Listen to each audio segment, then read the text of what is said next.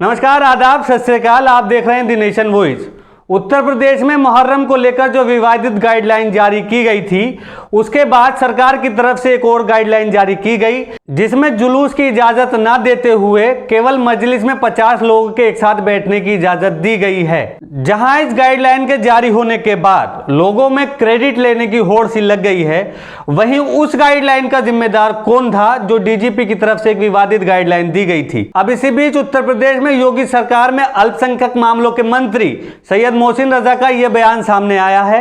मुहर्रम को लेकर जो एडवाइजरी जारी हुई है, उस पर तमाम तरह की चीजें सामने आ रही थी। उत्तर प्रदेश के अलग अलग जनपदों से भी तमाम शिकायतें भी आई हैं कई जगह से कि प्रशासनिक अधिकारियों ने ताजिया ले जाने से कहीं रोका है तो कहीं पर मजलिस करने से मना किया है। तो उस बात को साफ करने के लिए हम उत्तर प्रदेश सरकार के मंत्री के नाते भी और एक अज़ादार के नाते भी आपके बीच में आए हैं।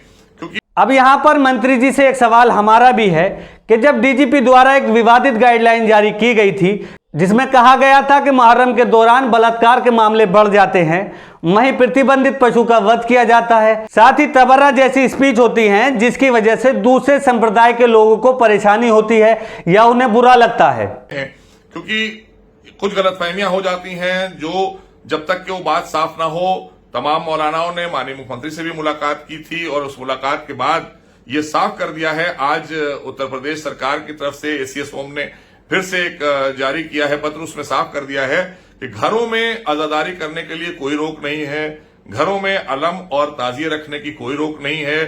सार्वजनिक स्थल पर हम सबको गुरेज करना है, क्योंकि कोरोना अभी तीसरी लहर कब आ जाए, किस दिन आ जाए, हमें आपको नहीं पता है। तो इसलिए सभी के लिए ये गाइडलाइन है, सभी धर्मों के लोगों के लिए, खास करके कोई मुहर्रम को लेकर ही नहीं जारी की गई है, क्योंकि मुहर्रम आज है, कल कोई और त्योहार आएंगे।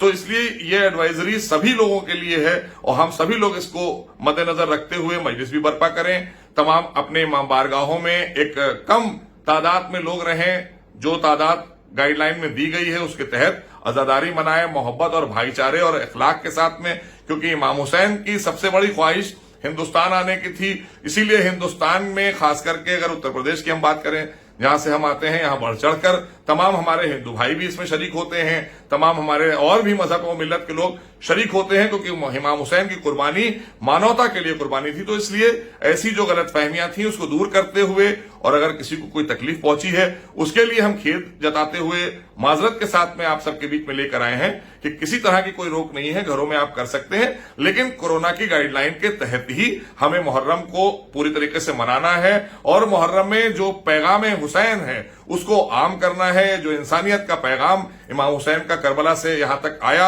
और आज हिंदुस्तान के कोने कोने में इमाम हुसैन का गम मनाने के लिए सभी मजहब और मिल्लत के लोग शरीक होते हैं, इसका भी हमें ख्याल रखना है।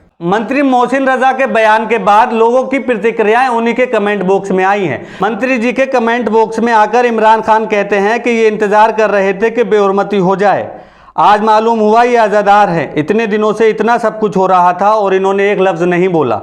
सैयद शादाब कहते हैं शाहगंज की घटना आपके संज्ञान में होगी, आप भी इसी कौम से आते हैं, क्या एक्शन था आपका मंत्री जी।